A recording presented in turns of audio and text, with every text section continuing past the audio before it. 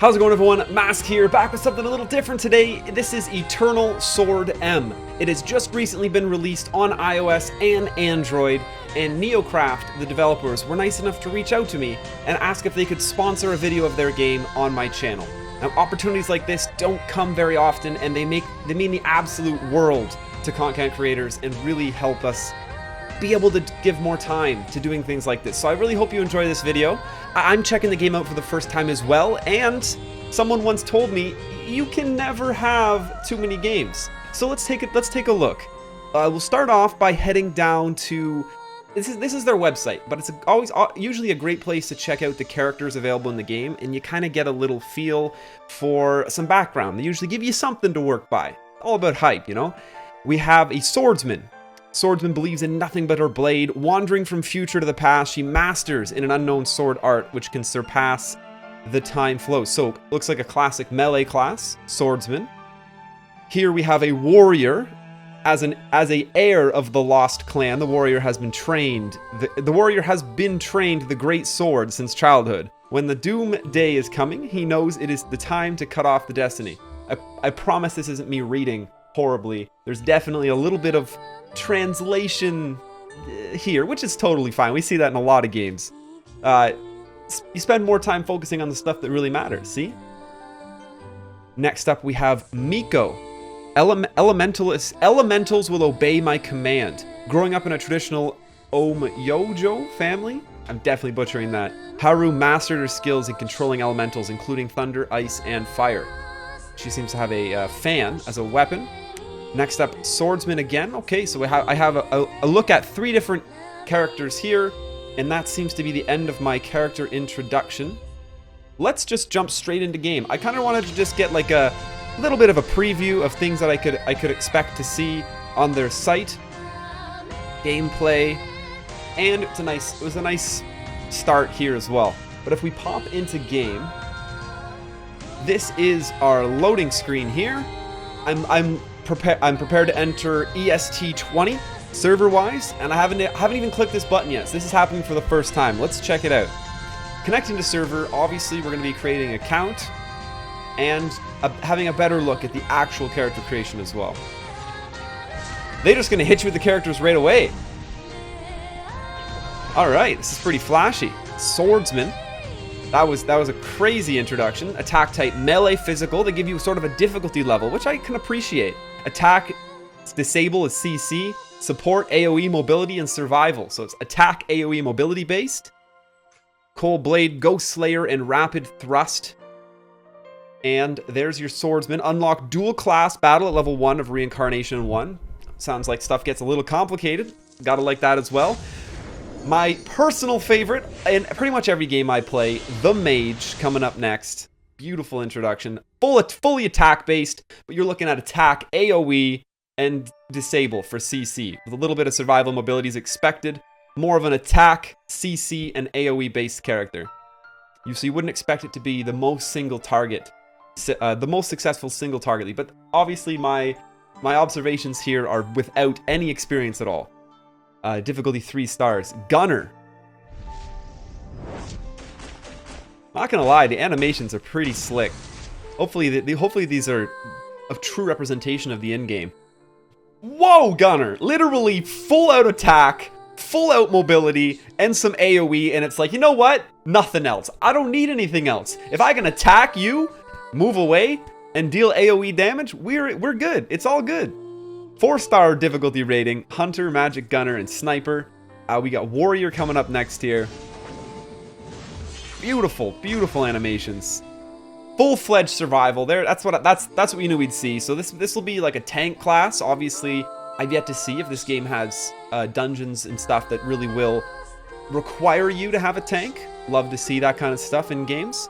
AoE, mobility, survival, and attack. Berserker, Defender, and Gladiator. And a Miko. Miko seemed like an elementalist from the sort of introduction we got. That looks like potentially something was summoned there, or that could just be a spell that's used. Spirit Maiden, Spellmaster, Fan Dancer. 2-star difficulty. So are they rating any of these 3? No. 3 of them are rated 4. Then we have a 2 stars on the Miko and a 3-star on the Mage. So, Mage it is. That's how I always go. Character customization. Beautiful character models. Select costume. Obtain at level 80. Whoa!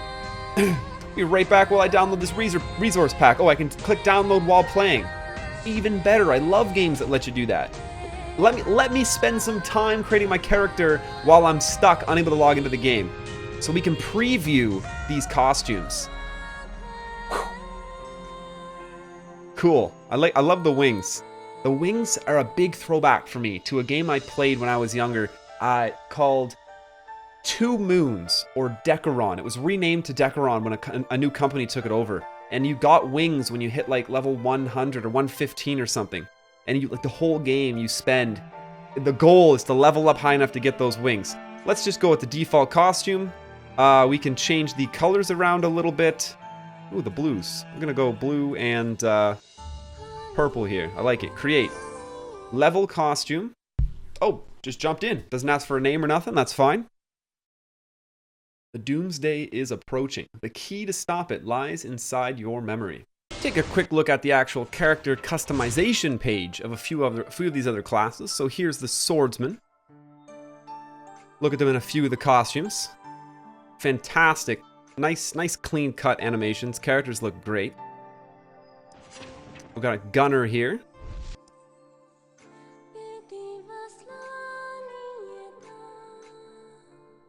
Alright. Pretty similar actual character styles.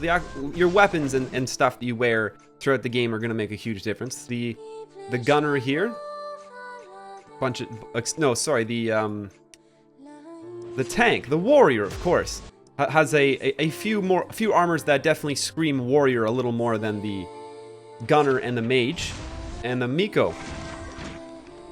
Expect the Miko's costumes to be slightly different as well. A little more, yeah, mage-esque. Fairly similar. Beautiful characters, though. The prologue, World in Ruins. Tap to continue.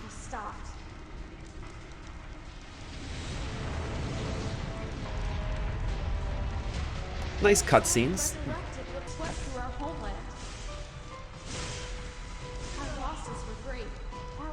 Allies fell one by one.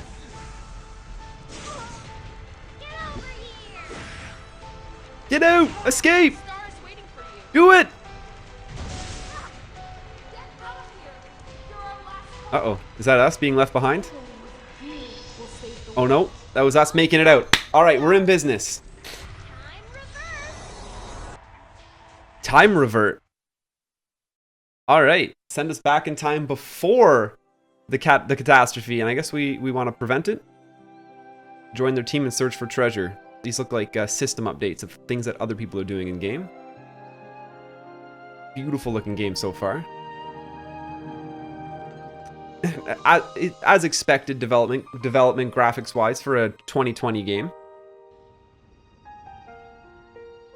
7 days before the end of the world, Chapter 1.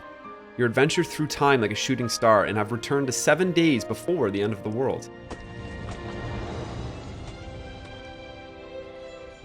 Now, there's two different ways you can enjoy the graphics in this game. You can have it set to 2.5D with more of a fixed way of seeing things, and if you hit this tab up here, you can switch it to 3D mode, which really lets you get immersive and see everything around you, and just kind of take in all the work, the detail work that has been put into the game. They have auto-pathing for questing, something it's really becoming the norm, especially in mobile games these days. Who can help me? So we'll be working our way through a standard quest line to try to get to some different kind of content we can take a look at. But I'll catch up after I do a couple quests and see if I can get out of this prologue. Got our name picked out now. We are MaskScarin in game, and continuing this auto questing line, it looks like you can charge up, do a pretty impressive AoE skill here, search for the remnants of the mysterious guardian. Just kind of continue our merry way down the auto questing line. And what do we have here?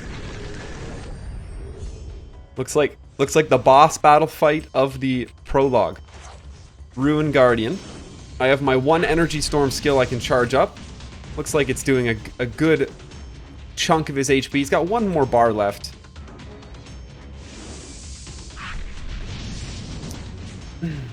It's probably a little easier when you're on the 2.5D view setting, I will admit. You don't really have a need to be able to look up while you're trying to fight things. Unlock at level 7, skill upgrade. Awesome, awesome.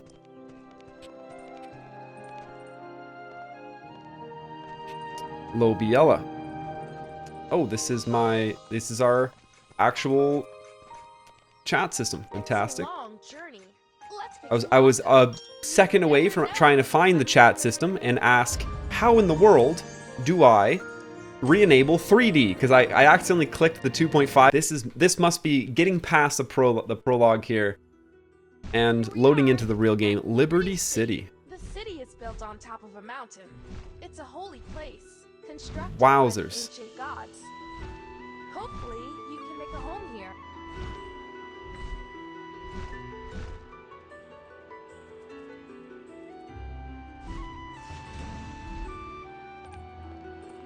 Alright, loading into the real game. We got unlock at level 10, gear enhance, League daily clerk, Luna. Time adventurer. This dude looks like a real person! Polly! Hi, how's it going?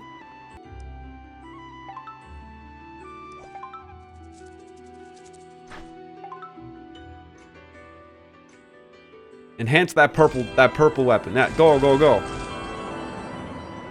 Quick enhance. Okay, there we go. Massive CP gains. All right. That's what I'm talking about. Click one button and boom, we gain 50% of our CP. Almost 15k. Most importantly, I'm level 10 now, which means I've unlocked the server chat, so I can ask some questions in server chat to learn a little more about the game. What do we got here? I love games. I love little mini games within games.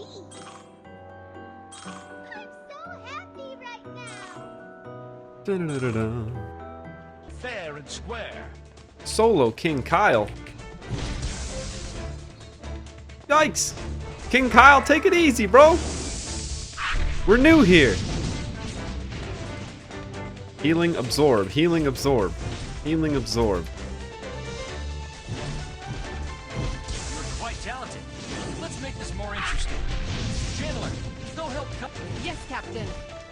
Chandler, go help Kyle. No, Kyle doesn't need help. Kyle doesn't need help. He's doing fine. Chandler, I can protect you.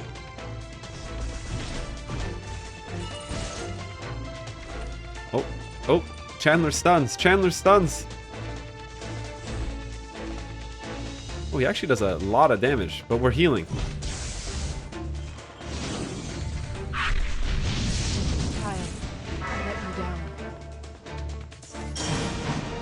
So dungeons, let's try to get into a dungeon. I'm in a queue right now. I just unlocked this dungeon at level 30 and I am level 30. So I'm in queue, hoping I find a team I can go in and do it with. And here we are, ready. Rewards remaining, 4, team up with other players and clear stages. I'm the lowest person in here. I probably shouldn't be. I'm way below the recommended CP. Hopefully I get carried. A big part of me almost wishes that I wouldn't get carried, because that would really iterate how important it is to be on par strength-wise to clear dungeons. I love it when the content is hard enough, especially when there's actual mechanics that you must follow or you get killed. But when dungeons and raids are hard enough that there's actual mechanics that if you don't follow them, you're in real trouble. The Ulusand Berserker. So we're here with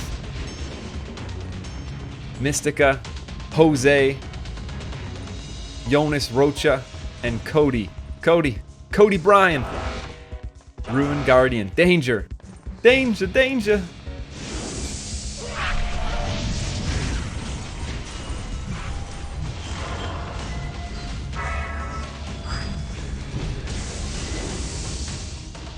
Down to 8 bars. So far, so good. I did see some people who were like level 60, so there's a very good chance this could be an extremely overtuned party, and I'm not doing so bad. This is also just the first boss. Alright. Man down. I seem to have ascended. I don't know what I gotta do to make my wings come out, but when they do, it looks pretty good. Garden Valley Adventure Diary. Oh, that was it. Okay, that was the boss. It went pretty easy, which was good. Cash out on some serious rewards. I definitely got carried there. I don't think much of that was done by me. But we have dungeons, co-op dungeons with bosses you queue into. Taking a look at that dungeon menu again. Hero unlocked level 36, Hell 45. So we did it on common difficulty. The same boss can be run all the way up to Hell, and you get some, looks like some pretty sweet stuff with that. And then you have different bases of different dungeons that unlock. Same thing, common, hero, and hell. So, level 45, I would imagine that these, oh yeah, 210,000 to 360,000 CP. This is 3.7 million CP, running the level 90 boss on hell. Whew, that is crazy. So I'm just standing around looking for, trying to get a world boss to spawn so I can take a look at, or like an open field boss so I can see what it looks like. And a pop-up for Dreamland starting came up my screen. So then I jumped in, and it's this interesting instance. We're all kind of hanging out in a hot spring, earning experience. So we're getting natural experience just for hanging out in here.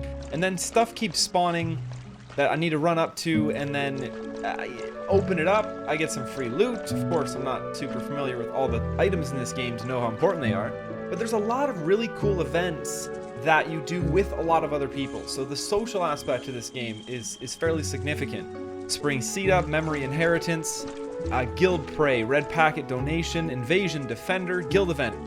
They shut the rift that disrupts the guild's base time to defeating invading monsters. The portal to ancient battlefield of the Golden Sands will be opened. Guild Match, wild bosses, and when I go into the guild menu, it was really cool. This is the guild match interface, and it's actually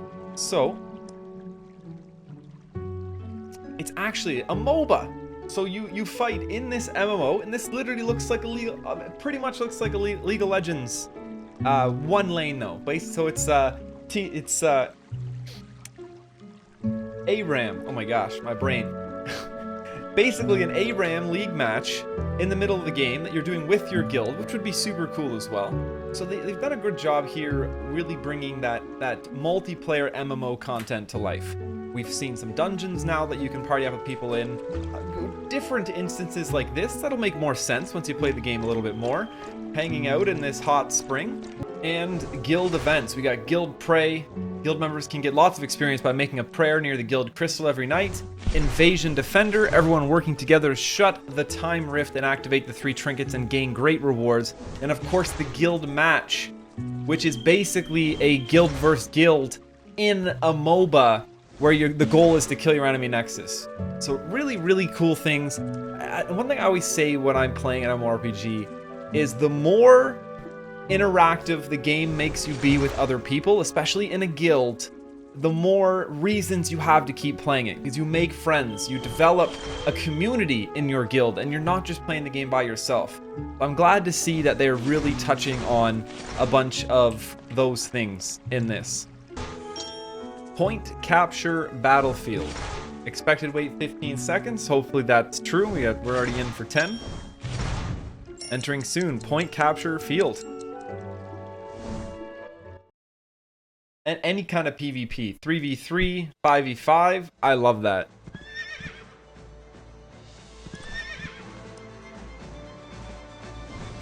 These people are mounting up like I should probably be on mine, but apparently I run just about as fast, so who cares?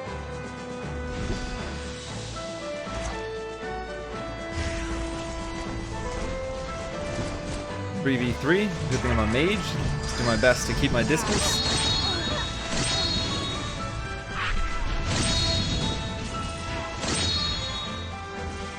There we go. So far, so good.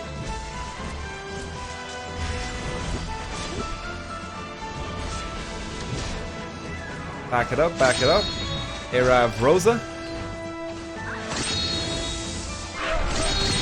Someone on my team must be good.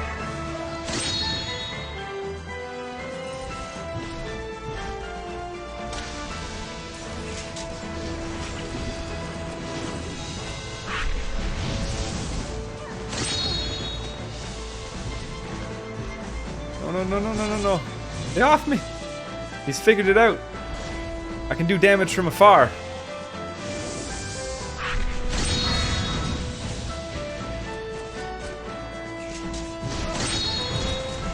Your team is unstoppable. To win the game, we only need another 100 points. Uh-oh, I'm in the fray now. I gotta get out. We're a mage for a reason. High impact, far away. So this is totally point control. As you can see the points rallying up here. My team has not really got knocked off, so we're at 1400 right now. Obviously, as you approach endgame and there's a lot more balance in the power, these are probably a little bit more interesting. I can only imagine that because I'm about as low as I could be to get into this. I must have an extremely strong couple of teammates. Mofaka.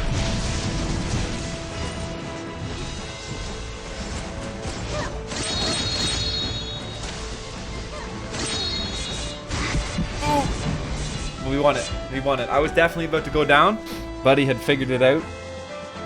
But there's point control. Eternal Sword M. We got dungeons. Co-op dungeons you have to actually work with other people to clear. We have bosses, so make sure you track your daily bosses, some personal bosses to clear. You get some good loot there, progress your character. There seems to be a pretty healthy amount of guild content to keep you interacting with people, developing those friendships in game, the things that really help you go far. And then there's a vast different amount of things that you can actually do to increase your overall CP. These are familiars, almost like a pet, and when your pet gets stronger, you get stronger. As you can see, we just increased our CP by about 10k there. Let me see if I can scoop up another pet. Perhaps that might be stronger as well. Oh, familiar candy. Free one time over here. Obtain rare reward. Sammy-Ow, noble born and deeply caring about his own bloodline. Looks like we actually pulled another familiar. Let's see how that does. There we go. Another 1200 CP. Gallery. CP just for pulling these familiars for the first time. All in all, a very well done game graphically. I will have to play it quite a bit more to really get a feel for the PvP. And there we have it. Eternal Sword M. Honestly, this is a fantastic game. It's another MMORPG that is really, really trying to push the envelope with what we have available for us to play on mobile. I really hope that the dungeons scale to be extremely difficult and require some real mechanics. That's one thing I've been missing is some just boss and dungeon mechanics, and raids would be fantastic. I'd really, really like to see more true ports of everything you could want from MMORPG onto the mobile platform, because that's where I'm really able to enjoy a lot of my content is on mobile, because I'm not always able to be at my computer anymore. So mobile is a really, really enabling factor in my life. Hope you enjoyed this video. Thank you so much to Neocraft for reaching out and sponsoring a review, a first look video of your game for my channel. It's things like that really, really enable me to do this more and just give content creation so much more of my attention. Hope you're having a fantastic day. Until next time, smash that subscribe button and stay classy.